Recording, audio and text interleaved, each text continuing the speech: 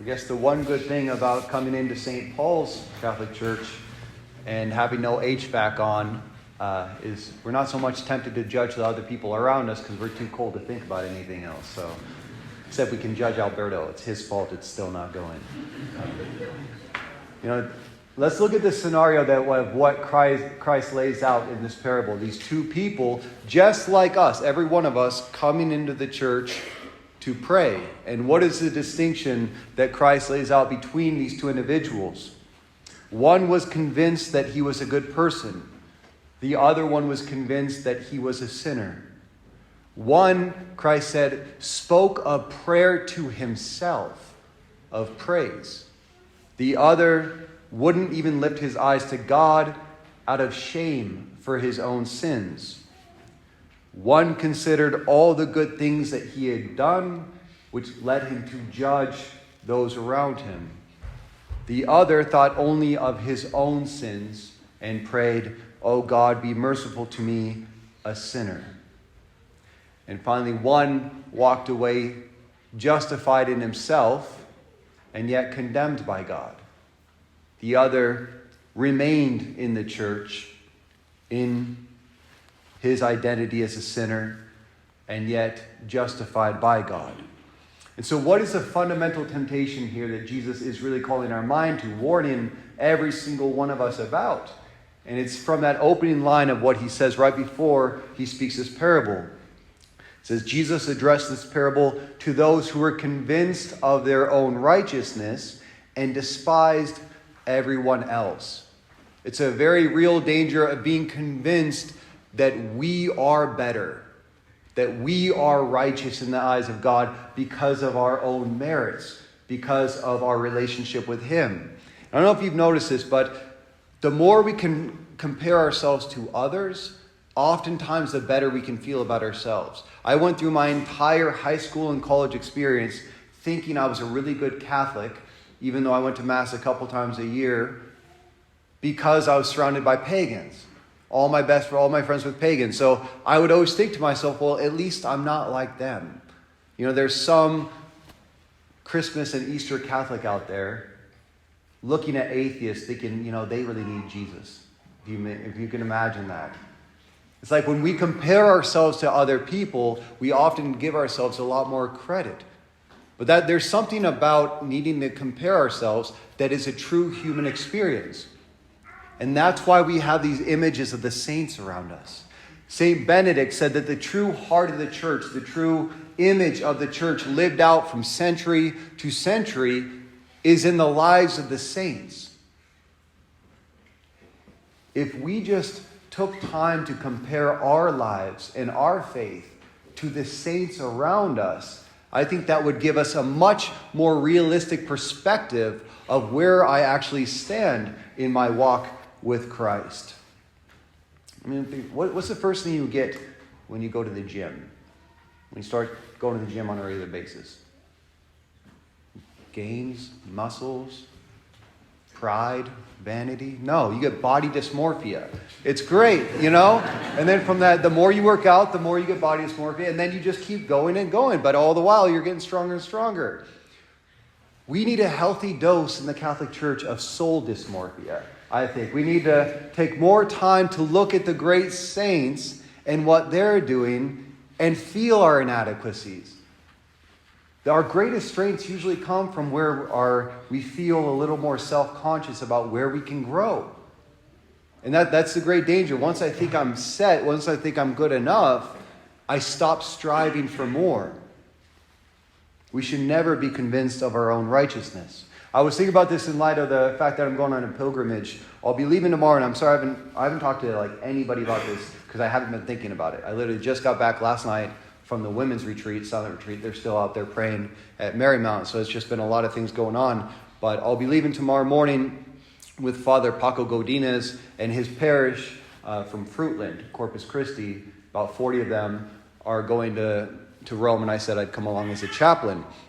And we're going to go spend 4 days in Assisi, where St. Francis was converted, where he lived and did so many miracles for the church. Then we're going to go down to San Giovanni Rotondo, where St. Padre Pio lived and suffered for his whole life. And then after that, we'll go to Rome for a few days and get to walk through the Jubilee doors and in this Jubilee year and get to see the Pope and all, it'll be an amazing time. I'm really looking forward to it. But I was thinking about, this message of not being convinced of our own righteousness in light of these great saints like Padre Pio and St. Francis. And I think that what the saints themselves show us is they were the ones who transformed the church in their own times, in the midst of the problems that were going on in their church. And they did it with the belief that they were the greatest sinners of their era, of their times. Even St. Paul, one of the greatest apostles that we have in scriptures, says that he was the first amongst the sinners. And it's this great irony. I heard this analogy once. It's perfect. It said, it's like when you're driving away from the sun, your windshield, how does it look? Pretty clean. Right? You can see everything. But as soon as you turn into the sun, all of a sudden you see your windshield wiper marks, you see cracks perhaps, you see bugs on the windshield. The closer we get to the sun, the more clear we become of how dirty we actually are. And that's why the saints, the closer they got to Christ, the more they experienced their own sinfulness. And there was nothing in them to judge others because all they saw was how unworthy they were in their relationship with Christ. St. Francis of Assisi is a great example of this. He lived in a time in Italy when there was a lot of corruption in the hierarchy in politics and in the church. And in that time, to be a priest and a bishop, it was like basically to be a lord and a king. It sounds awesome, I know, but it wasn't good. It wasn't good for the times, and it wasn't good for the holiness of the church. And Francis, when he had his conversion, he felt such a deep call to poverty, to reconcile the wound that was in the church at this time, the wound of riches. And he was even invited to be a priest. And he saw himself as unworthy to be a priest. And yet he was striving for holiness more than any priest of that time. But he took that experience of conversion, and he, more than anybody else, could have been a judge of the church, judge of the priests and the bishops. And yet, he offered himself. He became the answer to the problem. And what always fascinated me was that Martin Luther, Protestant, he was a priest, a monk, and he saw a lot of problems in the German church, in the church in Germany, where he was similar to what St. Francis saw. And the difference between the two is that when Martin Luther saw the problems in the church that were objective problems, he had more the attitude of the Pharisee. And he stood back with his finger pointing at all the insufficiencies of the church. Versus St. Francis, what was his attitude? I am a sinner. And I love the church, and I need the church, and I will suffer for the church. There's an interesting dynamic, and when we become judges of the church, judges of other people around us, it separates us from them. Judgment separates us. And yet, the awareness that I am a sinner, humility, and an acknowledgement of what I receive from God, it actually enables me to become a victim for them, to offer myself in sacrifice. And look at the fruits. Out of Martin Luther's rejection of the church, we have all these denominations now that are infractioned and all this disunity in the church. Versus Francis, who saw the same thing, understood himself as a sinner, and prayed for the church. And now to this day, he's one of the holiest men that's ever been in the history of the church. And we still have his religious orders flowing and giving graces to so many.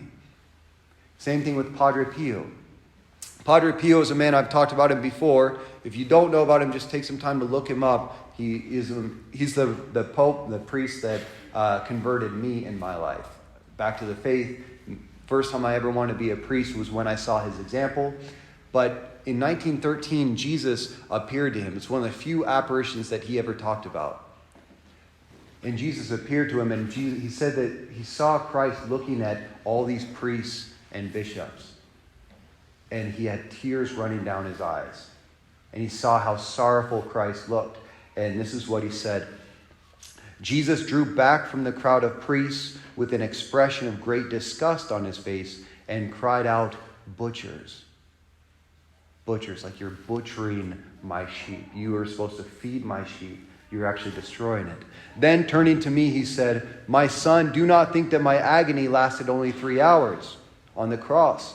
No, on account of the souls who have received most from me, I shall be in agony until the end of the world."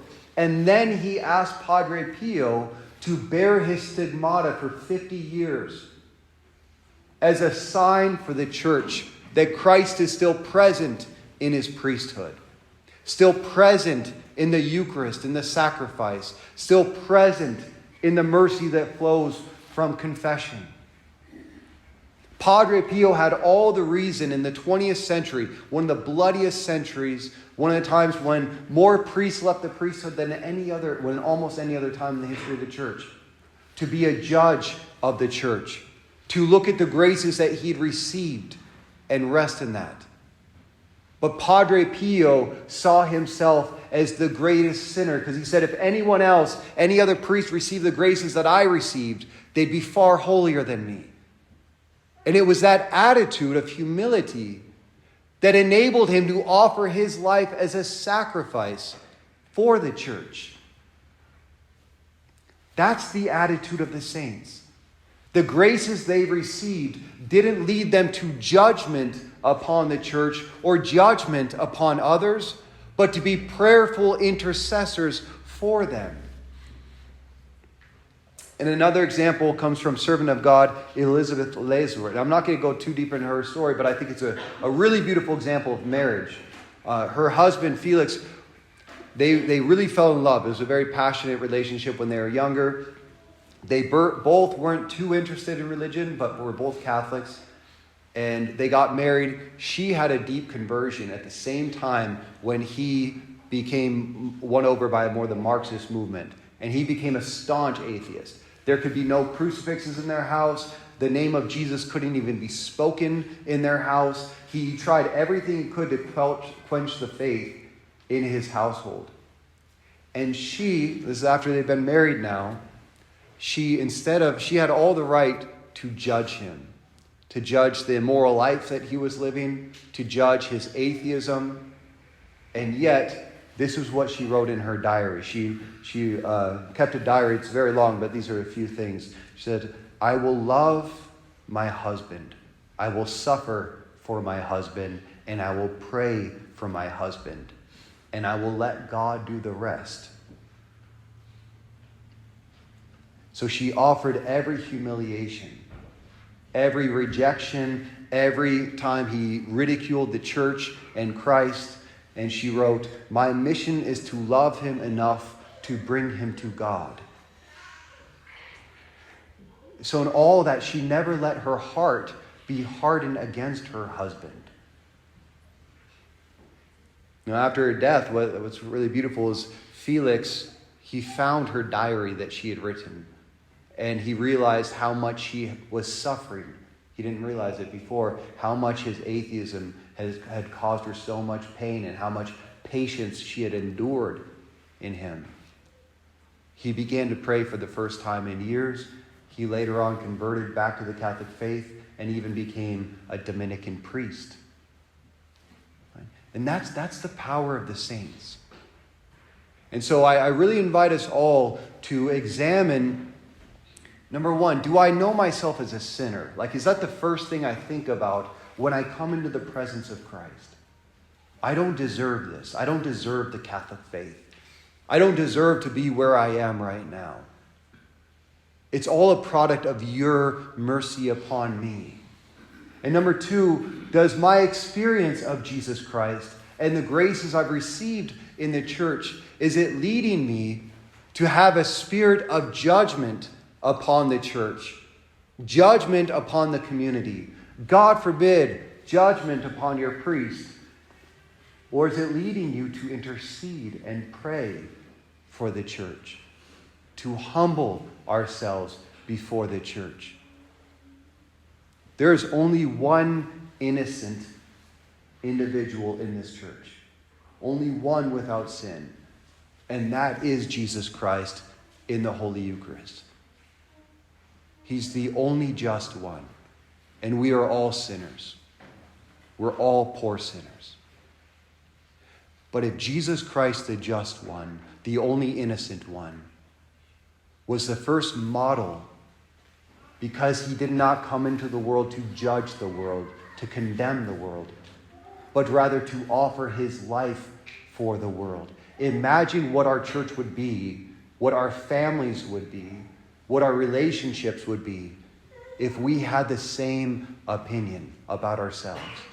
I am not here to judge. I'm not here to condemn. I am here to receive the unmerited mercy of God in my life.